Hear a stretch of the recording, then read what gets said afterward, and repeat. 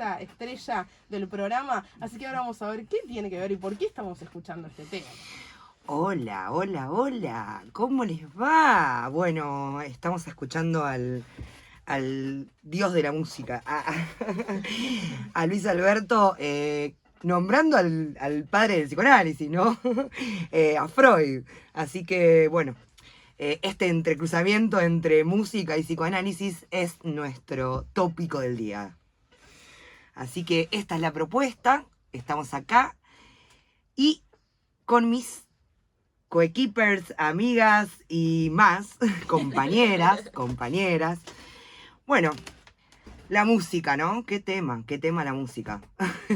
¿Qué tema de música? Ahora entiendo por qué me dijiste que en esta columna iba a tener como mucha participación. Sabía que iba a convocar. Voy entendiendo. Que iba a convocar, porque además la escucha, la radio, la música, ¿no?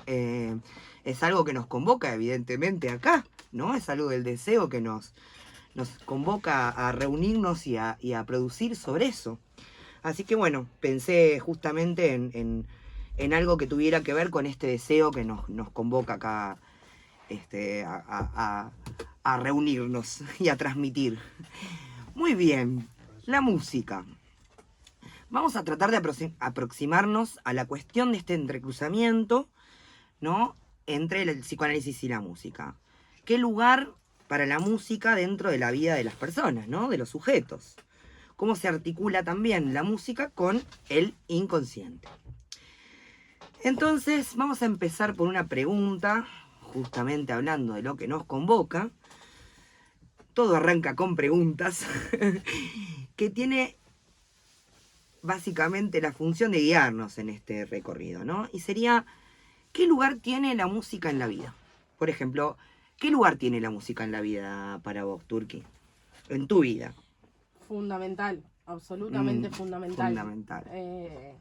Para mí es la conexión más pura y más cercana que yo, digamos, tengo así con el arte. La música, en mi caso particular, no solamente es algo que me acompaña de manera cotidiana todo el tiempo, pues yo estoy todo el tiempo escuchando música y escuchando la radio, que hay un poco de eso también, sino ha sido como mi compañera, y es mi compañera en los momentos hasta más como tajantes de la vida, digo. Si yo estoy para atrás o estoy atravesando una situación o no estoy bien, lo que me acompaña es la música y lo que me levanta es la música, y a veces es hasta la única conexión que tengo ganas de tener en esos momentos.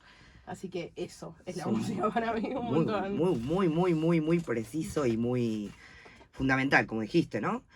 Bueno, acompaña, conecta.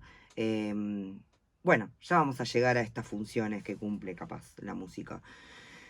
Desde la antigüedad, vamos a remitirnos a los griegos, que claramente toda la cuestión de la cultura occidental nos lleva un poquitito hacia allí.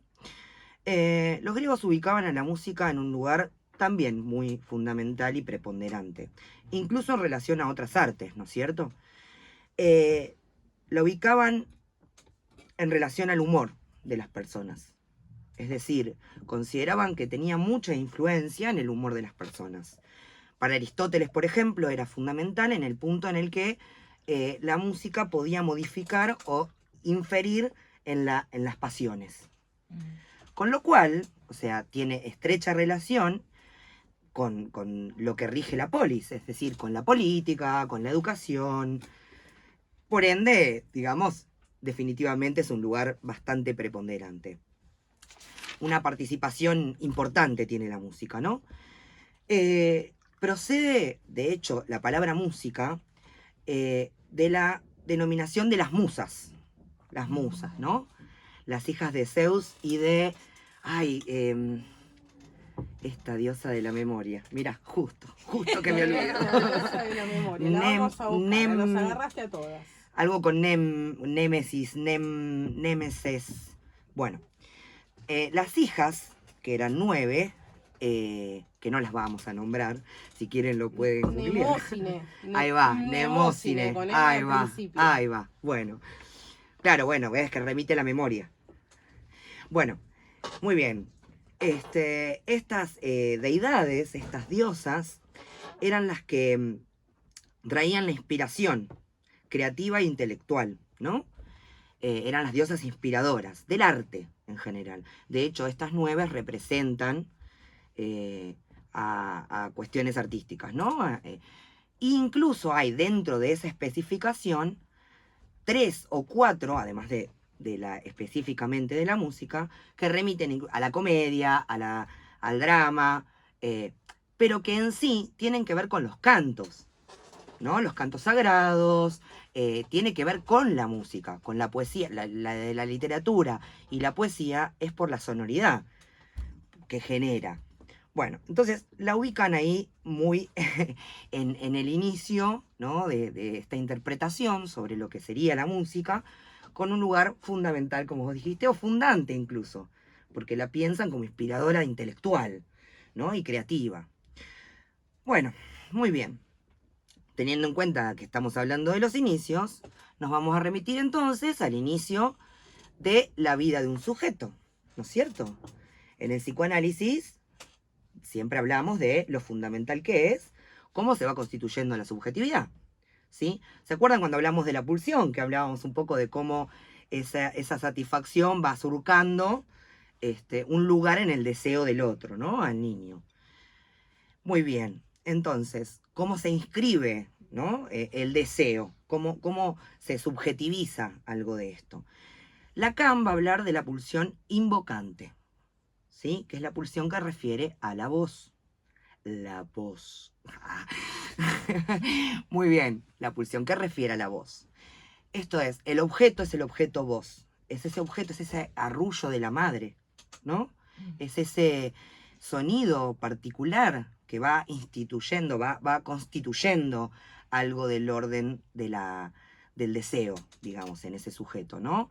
No por nada una madre entona de determinada manera para significar alguna cuestión. No es lo mismo la hora del baño que la hora de dormir, o la comida, ¿no? O cuando está, incluso como pensaban los griegos, ¿no? Cuando la madre está de buen humor, no canta igual la misma canción que cuando está de mal humor, ¿no es cierto? Pero algo de esto va surcando como significaciones, ¿no? Lo va metiendo en este mundo simbólico al niño, ¿no? Al bebé.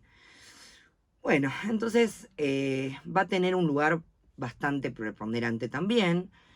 Si bien quizás tratado más desde algo más primitivo o elemental, como es la voz, creo que tiene que ver con la sonoridad. No es la voz pura, llana y limpia, ¿no? Digo, es con este modo de entonar, con este modo de decir, que en sí no lleva la marca de la significación de las palabras que le diga, sino de cómo lo entona o cómo lo dice, ¿no es cierto? Bueno, el niño va creciendo, entra, vamos a suponer, en el jardín, lo cual la música ya también tiene otro lugar, ¿no? Para ordenar la sala, por ejemplo, o incluso los juegos. No es lo mismo jugar sin sonoridad que hacerlo, ¿no? Digo, piedra, papel o tijera. Es un cantito. ¿No? Sí, piedra, papel o tijera. Cigarrillo 43. Cigarrillo 43. 43. Tenemos un montón. El aguardar, aguardar. Aguardar. Cada cosa en su vida. Claro, cantar, digamos, en los colegios cuando tenés que cantar las canciones patrias, digamos, de Por la ejemplo, bandera, exacto. de todo el biribiri. Ahí El va. feliz cumpleaños. Feliz cumpleaños. Bueno, también. Va tomando un lugar muy importante. Y de hecho dependen las culturas, digamos, nosotros que venimos de una cultura mucho más católica, arraigada, y que se le da un lugar a la muerte como de mucha tristeza. No es muy común que haya música, pero en otras culturas, por ejemplo, en los enterratorios o en las funerales, claro. En los funerales se canta. Exacto. Hay música en vivo. Exacto. Y un montón de cosas. Marca cuestiones simbólicas muy importantes, o sea, festejos, o sea, dolores, ¿no? Va marcando significativamente cuestiones que uno después va relacionando en su vida. Digo, no es lo mismo, ¿por qué siempre se canta el feliz cumpleaños cuando se cumple años? Digo, podríamos no hacerlo, simplemente podría ser feliz cumpleaños y chao. Pero como un matrimonio sin música Vamos a suponer ese tipo de evento, digamos, ¿no? Un matrimonio que se casa sin música es Una raro. fiesta sin Pero música es un embole, una digamos, fiesta en ¿no? general, pero digo, para ir más precisamente a estas cosas, a A estas cosas cuestiones así como más estructurales, ahí va. ponele, o más estructuradas, ¿me entendés? Como para pensarlo en un lugar más de solemne, ponele, ¿no? Como esto que decías, los actos del colegio, ¿cómo simbolizás la cuestión patria? Perdón, inclusive las misas. Yo me acuerdo que cuando Bueno. era chica, en sus épocas estaba ahí con las exploradoras, vamos a olvidar ciertos momentos de la vida La que turquía han exploradora. quedado ahí como en el olvido. Me obligaban básicamente a ir a misa. Bueno, el día de hoy soy una persona, no soy creyente, pero bueno, en ese momento, digamos, iba como muchos niños en esta cultura que nos llevan a la iglesia, y me acuerdo que me llamaba la atención porque me decían, había música en la iglesia y me Claro. decían como que la misa era una fiesta. Yo no entendía qué carajo de fiesta era porque era un embole, pero supuestamente era una fiesta y había música, era como una manera de eso, y había gente en el coro de la iglesia, el órgano y lo que ya sabemos. Bueno, digamos. por ejemplo, yo recuerdo mis primeras participaciones con lo católico, digamos. Bueno, no sé, iba a un colegio además católico, ¿no? Pero Por suerte, la de parte esa más, fe. la parte más divertida, incluso de ir a una misa, era ser parte del coro de la iglesia, digamos. O La sea, parte ni en la que siquiera se la cantaba. literatura que puede presentar la Biblia o, digo, la primera aproximación a algo artístico, si se quiere, en esos contextos, era la música. Y es una manera de enganchar a las niñas también, a las niñeces. Digo, esta cosa de que cuando te animan la fiesta infantil de un Ujú, niñe, ujú. es muy normal que haya música y que los aplausos y que canta y que el primero que levanta la mano y todos aplaudimos. Hay algo de lo musical muy metido, inclusive, Exacto. para poder enganchar a las niñeces, digamos. Exacto. Hay algo que satisface. Como Marolio. Como Marolio, ahí está. Le da Como lo música a tu siguen en vida, la sería. radio. Le da música a tu vida. Bueno, entonces podemos notar que la música ya aparece como una propuesta, ¿no? Como una herramienta. O diríamos, como un instrumento. Justo, ¿no? Como un instrumento. En la construcción identitaria de las personas, ¿no? Encontramos que hay una función de la musicalidad en la vida a nivel de la identificación, ¿no? Como algo del orden de lo identitario. Si pensamos un poquitito más adelante, las personas, los sujetos, ¿no? La adolescencia, por ejemplo, la otra vez hablábamos un poco de la salida exodámica, de la importancia que tenía para una persona poder separarse de lo familiar, de alguna u otra manera, y cómo esto construye algo del yo en diferencia, no en espejo, diferenciado. Bueno, la adolescencia es como un punto muy, muy necesaria la música, ¿no? Digo, si pensamos en nuestra adolescencia, ¿con qué nos encontramos? Con música, siempre. Música siempre sí. Música. Bueno, sí, Sí, claramente. Sí, claramente. Tío, y pienso esa cosa de cuando claramente no tenés un mango, no tenías un mango, y el esperar que te regalaran una entrada para un recital, o que tus viejos te la regalaran para un cumpleaños, o algo de eso, para ir a ver al artista, o a la banda, o a lo que fuera que a vos te gustaba, o poder ir a la fiesta que a vos te gustaba, está muy, muy relacionado. Bueno, y podemos pensar entonces en esto de la identidad, ¿no? Por fuera de lo familiar, lo fundamental que sea algo que es transgresor. Si pensamos en el rock, digamos, ¿en qué pensamos? ¿No? Digo, como tiene mucho lugar la transgresión en el rock, ¿no? En eso que nos marcó un poco transgrediendo lo que nos viene. Así que, bueno, el lugar en el adolescente fundamental. La música nos acompaña en todos momentos, ¿no? Marca, como decías hoy, momentos muy propios y muy simbólicos. Cumpleaños, funerales, todo esto. Pero además, tiene un lugar más bien de descarga, la música. De descarga, de tramitación, ¿no? Más allá de lo que dice una letra. Eso es lo insólito. Porque nosotros con el lenguaje esto lo podemos pensar, ¿no? Como esta resignificación más lineal, más directa. Pero sin embargo, uno puede escuchar una canción en otro idioma, no tener ni idea, digamos, my English is very difficult, Así que, y sin embargo, uno puede escuchar y eso remitirle alguna sensación, algún sentimiento, algún estado, algún recuerdo.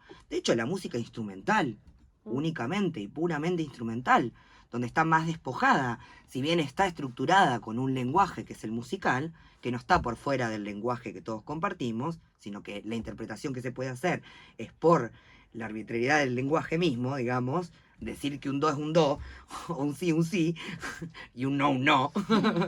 Pero también es una estructura de musicalidad, digamos, española, que nos ha llegado cuando llegó lo que es la música Claro, estructurada más claro. nueva, por así decirlo, dentro de lo que es la historia. Pensaba, digamos, el originario de la música, no sé, por ejemplo, los pueblos mesopotámicos que tenían música meramente instrumental y que eso, o diríamos, inclusive pasa acá con la música de los pueblos originarios, que Claro. es meramente Y instrumental. que digo, culturalmente está en todos lados. Y hasta cuando le pones la letra a una canción, digo, no es lo mismo si vos querés estar cantando sobre un hecho triste o sobre un desamor, no le vas a poner la misma musicalidad que si estás contando, estoy en una fiesta divirtiéndome, tomándome una birra, qué sé yo. Digo, lo que sea que escribas en esa letra, pero la musicalidad también acompaña lo que dice inclusive la letra. Claro, y ahí va.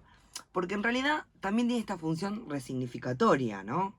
Porque digo, vos podés escuchar muy feliz, muy contento y marcarte un momento súper amoroso, un tema o una canción, y luego lo escuchás con un tiempo después y decís, ay, qué pelotudez, yo escuchaba esta mierda, y no sé qué, y no sé, y despertarte otro tipo de afecto, ¿no? Bueno, hay algo más primitivo, mucho más primitivo de esa sonoridad, digamos, que llega muy a lo primitivo en esto de la pulsión invocante. A eso quería ir, ¿no? A esta sonoridad primaria, que tiene una relación muy estrecha con el inconsciente de una persona. Digo, ¿por qué unas voces y no otra? ¿Por qué la particularidad de algún sonido y no de otro? Bueno, muy bien. ¿Por qué cantamos canciones de amor si suenan mal y nunca tienen razón? ¿No? Decía un calamaro desenamorado, pero sin embargo tiene millones de canciones de amor. O sea, ¿no? Digo, aunque siempre las del desamor garpan un poco más. Sí, el desamor siempre garpa. Garpa Él es el fetiche del rockero. un el poco más triste, garpa. el que lo dejaron. Claro. Bueno, el tanguero que la melancolía. Pero más vale, sí. Es que bueno, el rock acá, digamos, al menos en Argentina, es una consecuencia Claro. mucho más en Buenos Aires de un poco el tango. Claro. Bueno, ¿me pasarían algo para ¿Para la beber? garganta? Para la garganta. Hablando de la voz. Soy muy sana. Limpio mi voz con agua. Sí, también lo que, justo cuando hiciste la primera pregunta, lo que primero se me vino a la mente es eso, es un canal de expresividad, ¿no? Exacto. Y que también esa voz de la madre, el padre, se escucha desde la panza, ni siquiera estando en este plano, en este mundo, Claro. habiendo salido. Obviamente que cuando hablamos en psicoanálisis de madre o padre, bueno, madre y padre son distintos igual en psicoanálisis también, ¿no? Pero hablamos de funciones, no de personas, literalmente. No es que decimos, bueno, un niño, niña que nació y creció en un hogar, no tiene esa relación con la pulsión y la musicalidad. Digo, no hablamos de eso, ¿no? Hablamos de una función, de cómo eso se surca, digamos, en el sujeto a partir de una función. Es eso, ¿no? Bueno, es un poco extraño a veces de transmitir esto, pero no hablamos de un particular, sino de una función.